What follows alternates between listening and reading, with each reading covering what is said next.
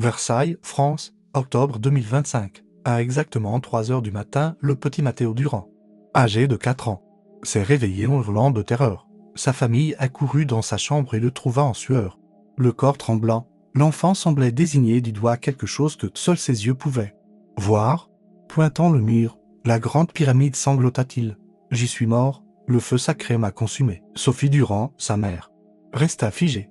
Comment un enfant de 4 ans pouvait-il parler de la mort avec des mots si précis et assurés? Matteo, qui peinait encore à former correctement des phrases en français.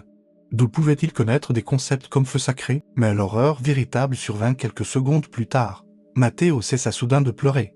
Ses yeux étaient humides, mais son regard avait acquis un poids qui dépassait son âge. Puis, d'une voix basse, semblant appartenir non pas à un enfant, mais à quelqu'un de beaucoup plus âgé, il murmura « Je dois retourner à Mont-Saint-Michel. Mon père, le prêtre, m'attend. » Le père de Matteo, Michel Durand, professeur d'histoire, eut l'impression que le sol se dérobait sous ses pieds. Mont-Saint-Michel, l'une des structures mystérieuses et mystiques de l'ancienne France, un lieu où Matteo n'était jamais allé, qu'il n'avait jamais vu, dont il ne connaissait même pas le nom. Papa, poursuivit Matteo, utilisant cette fois un idiome archaïque parfait, avec une fluidité que même Michel n'aurait su distinguer. J'étais Étienne, quand les dieux m'ont appelé, j'avais 8 ans, les parents se regardèrent.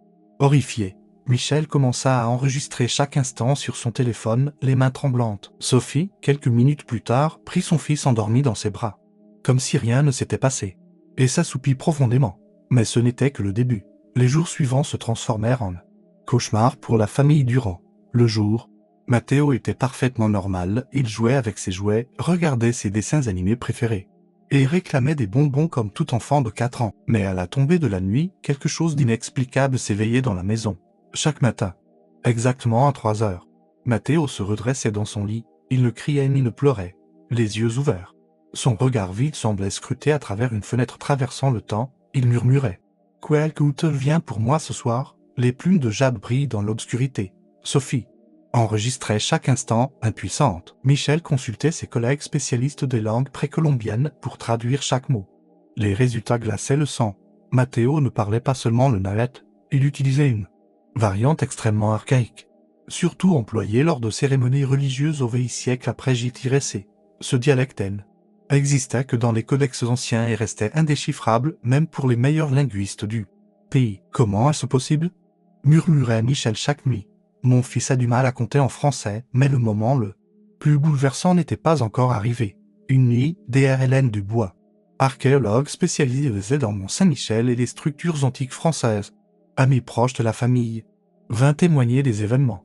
Hélène avait consacré 20 ans de sa vie à l'étude de ces lieux sacrés. Elle connaissait chaque monument, chaque symbole, chaque théorie par cœur. À exactement 3 heures du matin, Matteo se redressa dans son lit comme d'habitude. « Docteur Hélène, dit-il en français cette fois, avec une maturité impossible pour un enfant de 4 ans. Vous vous trompez de lieu pour vos fouilles. » Les poils d'Hélène s'hérissèrent. Le temple du serpent à plumes n'est pas là où tout le monde le croit, poursuivit Matteo. Il n'est pas sous la plateforme des autels, mais 13 mètres plus au nord, avant que les envahisseurs n'arrivent. Mon père, le prêtre, y a caché les textes sacrés. La Dr. Hélène Dubois était littéralement incapable de parler. La plateforme des autels, que son équipe avait classée comme une structure secondaire et qu'on n'avait jamais jugée digne d'être étudiée en profondeur, se révélait soudain essentielle. Matteo murmura à Hélène, la voix à peine audible. Comment sais-tu cela? L'enfant leva la tête et la regarda avec un regard d'une profondeur presque fatiguée, qui dépassait largement son âge. Parce que c'est moi qui les ai descendus là, docteur, dit-il calmement, juste avant que le feu sacré nous m'emporte vers les dieux. À la fin de cette phrase, comme s'il avait déposé tout le poids qui l'accablait, Matteo se rallongea sur son lit. En quelques secondes, sa respiration redevint normale. Il ne se réveilla plus jusqu'à l'aube, alors qu'Auréline quittait la maison. Encore avant le lever du jour, elle eut la sensation que le monde tel qu'elle le connaissait avait silencieusement changé. Elle ignorait encore que ce qu'elle venait de vivre n'était que la partie la plus légère de ce qui allait suivre, car ce qui approchait allait ébranler non seulement ses convictions professionnelles, mais aussi sa foi en la science elle-même.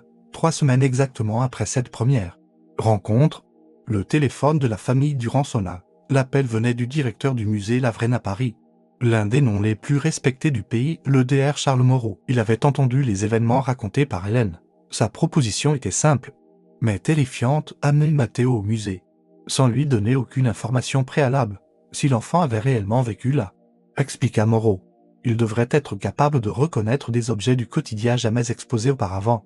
Des objets impossibles à mémoriser et jamais dévoilés au public. Le 21 novembre 2025. La famille entra au musée sous un protocole scientifique strict. 6 caméras enregistraient chaque seconde. 3 psychologues infantiles observaient le moindre micro-mouvement de Matteo. Hélène était également présente, cette fois non pas comme experte, mais comme témoin. Puis survint l'instant qui fit retenir leur souffle à tous. Dès qu'il entra dans la salle Teotihuacan du musée Lavrennes, Matteo sembla retrouver un lieu qu'il connaissait depuis toujours. Aucun enthousiasme n'était celui d'un enfant de 4 ans. Il ne frappa pas contre les vitrines, ne courut pas vers les objets brillants, ne posa aucune question. Il se dirigea directement vers le coin le plus reculé de la salle, là. Devant une vitrine étiquetée usage domestique contenant des céramiques modestes, il s'arrêta. Il regarda une assiette derrière le verre et murmura d'une voix douce « C'était mon assiette ». Les archéologues se regardèrent, stupéfaits, car l'information n'existait que dans les registres de laboratoire. Cette céramique contenait des traces microscopiques des amarantes, un détail jamais révélé au public. Matteo ne s'arrêta pas là. Dans la vitrine suivante, parmi l'or et les pierres de jade, il désigna un petit objet presque imperceptible, un sifflet en forme de hibou. « Fédos, pourquoi la plante de mon père est-il ici ?» demanda-t-il avec une sincère stupéfaction. Il servait à communiquer avec les autres prêtres. Lors des cérémonies nocturnes, Moreau sentit ses genoux trembler. Ce sifflet n'avait été découvert que 6 mois plus tôt lors d'une fouille secrète. Et son usage précis n'était jusqu'à qu'une hypothèse. Matteo dit Hélène, la voix tremblante. Que peux-tu nous dire d'autre sur ce lieu? L'enfant la regarda. Son regard était empreint de tristesse, mais dépourvu de peur. Docteur, vous vous trompez complètement ici, dit-il calmement. Les tunnels secrets du mont Saint-Michel n'ont pas été construits pour adorer le soleil. Ils étaient une porte vers le monde souterrain. Après un court silence, Matteo ajouta, avec mon père, à chaque nouvelle lune, nous descendions dans les tunnels secrets. Quel tunnel? Demanda le Dr Charles Moreau, sa voix trahissant désormais son émoi. Ceux qui sont en dessous, répondit Matteo, à 32 mètres de profondeur. Les vrais trésors sont là. La salle tomba littéralement dans un silence absolu, car, dans les mois qui suivraient, les tunnels secrets situés exactement 32 mètres sous le mont Saint-Michel seraient découverts par l'équipe de Charles Moreau et deviendraient l'une des structures souterraines les plus vastes jamais documentées. Mais à ce moment précis, personne ne le savait encore, après ce qui s'était passé au musée. L'obsession de Matteo devint incontrôlable. Chaque nuit, à exactement 3 heures du matin, il se réveillait et répétait la même question. Quand rentrons-nous à la maison, maman? Mon père prêtre m'attend. Les autres enfants veulent aussi revenir. Sophie et Michel ne dormaient presque pas depuis des semaines. Les paroles de leur fils les hantaient même le jour. Les autres enfants, quels autres enfants? Et pourquoi Matteo parlait-il du palais de Versailles comme s'il y vivait encore? La tension atteignit un point insupportable lorsque Matteo refusa de manger. Ce n'est pas mon repas, sanglotait-il en repoussant son assiette. Je mangeais des fleurs de cacao et du miel sacré. Mon ventre me fait mal parce que je ne suis pas à la maison. Michel prit alors l'une des décisions les plus difficiles de sa vie. Le 15 décembre 2025, à peine 1 ou 2 semaines après le test au musée de la famille Durand-Fils et Vallée, et prit la route pour le mont Saint-Michel. Le plan était simple et désespéré, emmener Matteo au tunnel, lui montrer qu'il ne s'agissait que de pierres et de structures historiques, et espérer que cette obsession disparaisse d'elle-même. Mais ce qu'ils découvrirent en arrivant les plongea dans un silence au-delà des mots. Le bus arrêta sur le parking principal du mont Saint-Michel. Matteo, profondément endormi pendant les 5 heures de route depuis Paris, ouvrit les yeux dès que les ruines et les structures secrètes apparurent à l'horizon. En même temps, ses yeux se remplirent de larmes. « Je suis chez moi », cria-t-il, dans une joie pure que ses parents n'avaient pas entendue depuis des mois. « Je suis chez moi. » Maman, sans que sa famille puisse comprendre, Matteo sauta du bus. Il ne se dirigea pas vers l'entrée principale. Il courut vers un sentier étroit caché parmi les plantes, invisible pour tout touriste. « Matteo, arrête !» s'écria Sophie en courant derrière lui. Mais l'enfant avait déjà disparu entre les structures. Ils le retrouvèrent 10 minutes plus tard, agenouillé devant une petite construction secondaire. Ses paumes caressaient les pierres, et il pleurait en silence. « Père prêtre, murmura-t-il en ariotol, je suis revenu. Pardonne-moi d'avoir tant tardé. » Michel, les mains tremblantes, déclencha l'enregistrement, car il savait intérieurement que ce qui allait suivre allait bouleverser irréversiblement toutes les conceptions scientifiques sur la vie après la mort, et Matteo les entraînait vers l'une des plus grandes découvertes archéologiques du XXI Romain siècle. La première nuit au Mont Saint-Michel ne ressemblait à aucune autre nuit précédente, 2 mois plus tard, pour la première fois. Matteo ne se réveilla pas à 3 heures du matin. Son visage affichait ce sourire paisible que ses parents n'avaient pas vu depuis les cauchemars. Et il s'endormit profondément jusqu'au matin. Mais à son réveil, une tâche urgente l'attendait. « Maman, dit-il avec un sérieux inhabituel. J'ai besoin de papier et de couleurs. Je dois dessiner la carte avant d'oublier. » Pensant que son fils voulait représenter les structures secrètes qu'il avait vues la veille. Sophie lui donna un carnet et des crayons de couleur. Mais ce que Matteo commença à dessiner laissa son souffle pendant exactement 3 heures sans jamais s'interrompre une seule fois. Il dessina les structures souterraines avec une précision mathématique, tunnels, chambres, passages, escaliers, tous reliés par un système de ventilation complexe que même l'ingénierie moderne aurait du mal à reproduire. Matteo murmura à Michel, la voix tremblante. « Qu'est-ce que c'est que ça ?»« C'était notre maison en dessous, papa, » dit l'enfant calmement, mais avec une voix assurée, qu'il n'y avait pas de cérémonie au-dessus. Notre vie se déroulait ici. Puis il posa son doigt sur un petit point précis du dessin. « Regarde, voici la chambre de mon père prêtre. » Il s'arrêta un instant, comme si le poids de ce qu'il se souvenait lui coupait le souffle. Puis il montra un autre point. « Et ici, nous cachions les textes sacrés, le DRLN du bois, venu spécialement de Paris pour cette affaire. » Examina le dessin pendant des heures, ce qu'elle vit allait bien au-delà du simple doute professionnel. La carte de Matteo représentait un réseau souterrain passant par des galeries secrètes du palais de Versailles, parfaitement alignées avec les autres structures du complexe. Mais ce qui était le plus frappant, c'étaient les mesures. Michel murmura à Hélène. « Ce n'est pas le dessin d'un enfant. Les distances sont exactes. Regarde 12 mètres vers le bas, 18 pas vers le nord. 6 marches de pierre. » La voix de Sophie était à peine audible. « Qu'est-ce que cela signifie ?» Hélène la regarda, les yeux embués, mais la voix ferme. « Demain, nous commençons les fouilles exactement là où Matteo l'a indiqué. » Michel avala difficilement. « Et si nous découvrons quelque chose ?» Hélène hésita un instant. « Si nous trouvons, nous devrons revoir tout ce que nous pensions savoir sur la vie et la mort. » Le matin du 17 décembre 2025, les fouilles commencèrent exactement au point marqué d'un X rouge sur le dessin de Matteo. À 12 mètres de profondeur. 3 jours plus tard, à 14h47, une pâleur tane surface dure. Ce n'était ni de la roche naturelle ni du sol, c'était de la pierre taillée par l'homme. Le premier tunnel venait d'être découvert, mais la véritable épreuve ne se déroulerait pas l'intérieur des tunnels et pendant les nuits, tandis que l'équipe d'Hélène progressait dans les souterrains le jour, quelque chose de totalement différent se produisit la nuit. Matteo recommença à parler, mais désormais, ses paroles étaient plus longues, plus claires et infiniment plus inquiétantes. La famille séjournait dans un petit hôtel, à courte distance des structures et des tunnels, chaque nuit exactement à 3 heures. Matteo se redressait dans son lit et commençait à parler en nahuatl avec quelqu'un que lui seul pouvait voir. Cette fois, Sophie était prête. Elle avait placé l'appareil d'enregistrement professionnel utilisé par Michel pour ses cours universitaires à côté du lit. L'appareil était capable de capter des sons plus légers qu'un simple chuchotement. La nuit du 18 décembre 2025 changea tout, de manière irréversible. À 3h17, Matteo commença à parler. « Père prêtre, pourquoi as-tu tant tardé à venir me chercher ?» Les premières secondes semblaient ordinaires, puis une deuxième voix se fit entendre, profonde, grave et puissante. Elle parlait le même nahuatl archaïque que Matteo Durand. C'était définitivement une voix qui n'appartenait pas à un enfant. « Mon fils, j'ai dû attendre pour que tu puisses revenir. Les tunnels étaient scellés. Maintenant ils sont ouverts. Je peux enfin te rendre visite. » Sophie secoua Michel pour le réveiller. Tous deux, la gorge mouillée, écoutaient leur enfant converser avec un être invisible avec une fluidité parfaite. « Les textes sacrés sont toujours là, père. » Oui. Étienne, dans la salle du Jaguar, là où nous les avions laissés. Un court silence s'installa.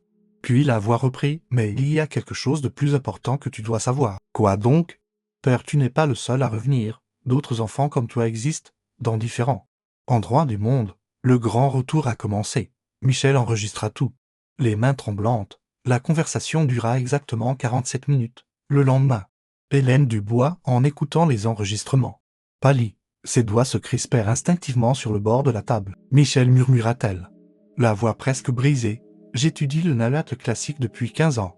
Cette seconde voix utilise des conjugaisons verbales que l'on ne trouve que dans des codex du vieil siècle. » Michel avala difficilement. « Qu'est-ce que cela signifie ? » Cela signifie que nous sommes témoins de quelque chose que la raison ne peut pas expliquer. Mais le plus bouleversant restait à venir, car ce soir-là, Matteo indiqua également l'emplacement exact d'une découverte qui allait à jamais transformer elle. Histoire de France et révéler les secrets du système souterrain du palais de Versailles. Le 25 décembre 2025 resterait gravé comme le jour où l'archéologie française changea de destin. Ce matin-là, Hélène, après avoir écouté les enregistrements plusieurs fois pendant la nuit, rassembla l'équipe de fouilles. Devant se posait peut-être la question la plus difficile de leur vie, suivrait-il les instructions données par un enfant de 4 ans, Matteo? Dans sa conversation avec son père prêtre était d'une clarté exceptionnelle. Depuis les galeries secrètes du palais de Versailles, marchez 38 pas vers les. Vous verrez une pierre en forme de serpent. Creusez 4 mètres en dessous. Vous trouverez la chambre où j'ai fait mon dernier sommeil. 38 pas. Direction 1. Pierre en forme de serpent. 4 mètres de profondeur. Des instructions dérangeantes de précision, laissant aucune place à l'interprétation. Hélène marcha dans les galeries souterraines du palais de Versailles, comptant chaque pas vers les. L'équipe était silencieuse, les caméras enregistraient sans arrêt. Au 38e pas, elle s'arrêta. Elle était là, sous une couche de terre accumulée pendant des siècles. Une pierre sculptée représentait indubitablement la silhouette d'un serpent à plumes. « Mon Dieu » murmura le DR Moreau, venu de Paris pour observer la fouille, la pierre exactement à l'endroit indiqué par l'enfant. Ici même, les fouilles commencèrent immédiatement. 1 mètre, rien. 2 mètres, terre et quelques fragments de céramique. 3 mètres, le doute s'installa pour la première fois dans elle. Esprit d'Hélène, mais au 4e mètre, la pelle d'un ouvrier heurta une surface dure. Ce n'était pas de la terre, mais une roche naturelle. C'était une dalle de pierre parfaitement taillée par la main de l'homme. Il fallut 6 heures pour dégager complètement la surface. Le spectacle qui se révéla laisse à l'équipe littéralement sans voix. Une chambre souterraine intacte, scellée depuis plus d'un millénaire. Lorsque les caméras furent descendues dans la chambre, le monde semblait retenir son souffle. Au centre exact de la pièce, sur une plateforme en jade et en obsidienne, reposaient les restes momifiés d'un enfant d'environ 8 ans. Autour de lui, des objets rituels inestimables, des masques en turquoise, des colliers en or, des codex parfaitement conservés. Mais ce qui était le plus frappant, c'était l'objet posé à côté du crâne du petit squelette. C'était une amulette, identique à celle que Matteo avait reproduite à plusieurs reprises sur l'une de ses cartes mentales. Hélène Dubois, les mains tremblantes, photographia tout, lorsqu'elle porta son talkiwaki à ses lèvres. Sa voix trembla. « Michel, il faut amener Matteo ici tout de suite. » « Pourquoi ? Qu'avez-vous trouvé ?» Tout ce qu'il avait dit que nous trouverions. Mais le moment le plus effrayant restait à venir, car lorsque Matteo serait face au reste de l'enfant dont il affirmait être la réincarnation, ce qui allait se passer ne bouleverserait pas seulement cette fouille, mais remettrait en cause toutes les conceptions de l'humanité sur la vie après la mort. Hélène avait insisté pour que Matteo ne voie absolument rien des images de la chambre funéraire. Avant de descendre, elle voulait documenter sa réaction naturelle. Le 25 décembre, à 16h30, Matteo descendit pour la première fois dans cette pièce où, selon lui, il avait fait son dernier sommeil il y a plus de 1000 ans. 6 caméras enregistraient chaque instant, tandis que 12 experts en archéologie, psychologie et anthropologie observaient directement, tenant la main de son père.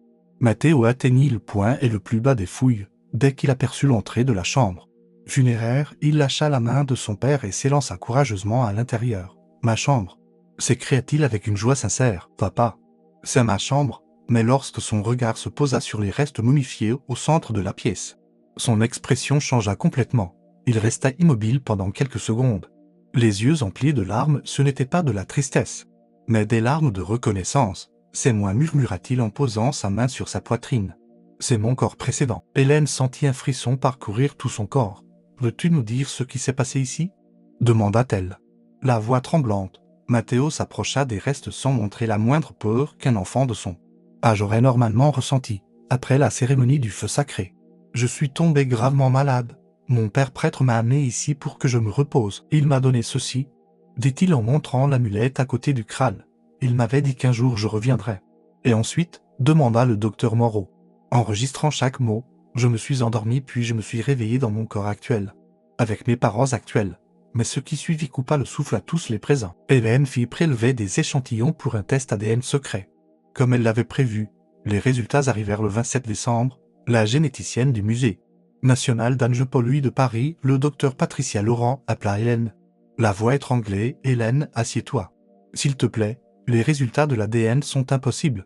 Qu'avez-vous trouvé ? Nous avons identifié des marqueurs génétiques partagés. Il existe une connexion mitochondriale directe entre Matteo et les restes dans la chambre funéraire, indiquant une filiation directe. Que signifie cela, scientifiquement parlant? Matteo est la descendance directe de cet enfant de 8 ans mort il y a 14 siècles. Un silence s'installa à l'autre bout du fil. Ce qui venait d'être révélé défiait même les lois fondamentales de la physique quantique, dans la chambre funéraire que Matteo reconnaissait comme son ancien corps. Les archéologues firent une découverte qui allait bouleverser à jamais la compréhension humaine de l'âme et de la réincarnation. À côté des restes momifiés se trouvaient 3 codex parfaitement conservés, enveloppés dans des fibres de coton imprégnées de résine sacrée qui avaient résisté au siècle. Hélène Dubois et son équipe de paléographes travaillèrent des jours durant pour déchiffrer les hiéroglyphes. Les résultats les frappèrent profondément. Le premier codex décrivait en détail le processus que les prêtres du château de Versailles appelaient le voyage de l'âme éternelle. Il expliquait, avec une précision quasi scientifique, comment certaines âmes des enfants conservaient la mémoire de leur vie passée lors de leur renaissance dans des corps futurs. Le second codex était encore plus saisissant. Il énumérait les noms des enfants ayant participé à des cérémonies rituelles destinées à préserver le savoir sacré pour les générations futures. Parmi ces noms apparaissait Étienne, écrit avec un ariotole classique parfait. Le même nom que Matteo avait prononcé dans ses cauchemars depuis le début. « C'est impossible », murmura le DR Moreau en examinant les hiéroglyphes. Ce codex a plus de 1000 ans. Hélène fit une découverte encore plus frappante. Le troisième codex contenait une prophétie au temps du grand retour lorsque les pierres sacrées seront redécouvertes.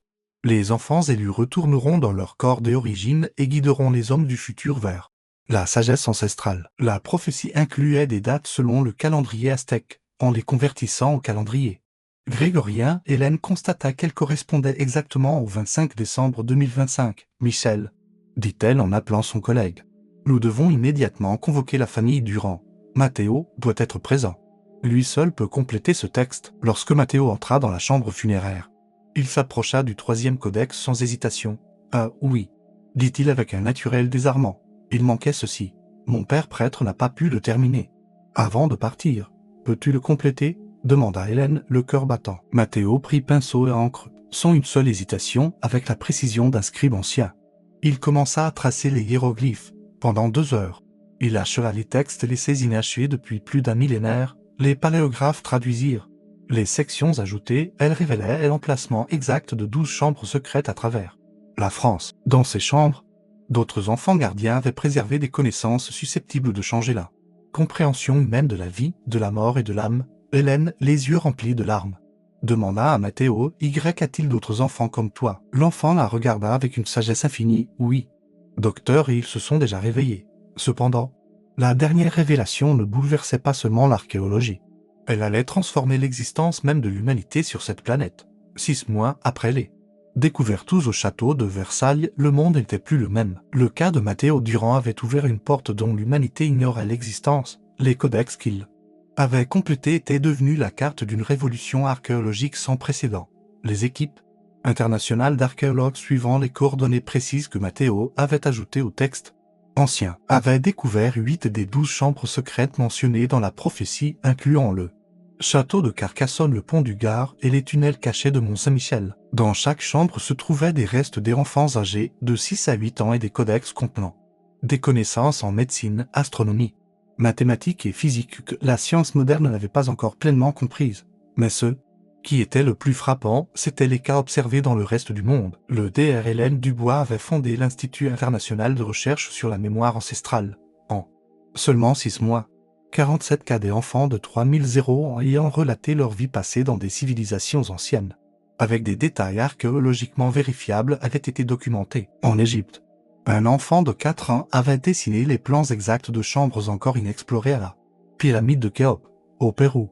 Une fillette de 3 ans parlait le quechua ancestral et décrivait avec exactitude les rituels. Un cas, au Cambodge, des jumeaux de 5 ans guidaient les archéologues vers des temples cachés à Angkor Wat. C'est comme si toute une génération d'âmes anciennes était revenue en même temps, expliquait Hélène lors d'une conférence internationale. Tous ont une mission, préserver et transmettre le savoir perdu de l'humanité. Matteo, maintenant âgé de 5 ans, restait le cas le plus documenté et détaillé. Il avait contribué à la découverte de 17 nouveaux sites archéologiques, et ses conversations avec son père prêtre avaient été traduites en plus de 20 langues. La révélation la plus puissante sur 20 en décembre 2025, lorsque tous les codex furent réunis dans leur version complète, un message émergea. destiné à transformer à jamais la perception humaine du destin. Lorsque le monde sera au bord d'oublier la sagesse ancienne, les gardiens reviendront. Ils seront les ponts entre le savoir perdu et l'avenir de l'humanité. Leur mission n'était pas seulement de se souvenir du passé, mais de préparer l'humanité pour l'avenir. Hélène referma le dernier codex, les yeux emplis de larmes. Le phénomène continuait de se propager. Chaque mois, de nouveaux cas apparaissaient. Chaque semaine, de nouvelles découvertes archéologiques étaient guidées par des enfants se souvenant de vies impossibles. Et là où tout avait commencé, au château de Versailles, Mathéo continuait de se réveiller chaque nuit à 3 heures du matin. Mais il ne parlait plus de rentrer chez lui. Il parlait désormais de préparer le monde à un grand éveil de la conscience humaine. Votre enfant a-t-il déjà partagé des souvenirs qui semblent impossibles? A-t-il dessiné des lieux qu'il n'a jamais vus? A-t-il parlé dans des langues qu'il n'a jamais apprises? Si votre réponse est oui, il pourrait lui aussi être l'un de ces petits gardiens revenus pour changer le destin d'elle. Humanité, et cette histoire ne fait que commencer.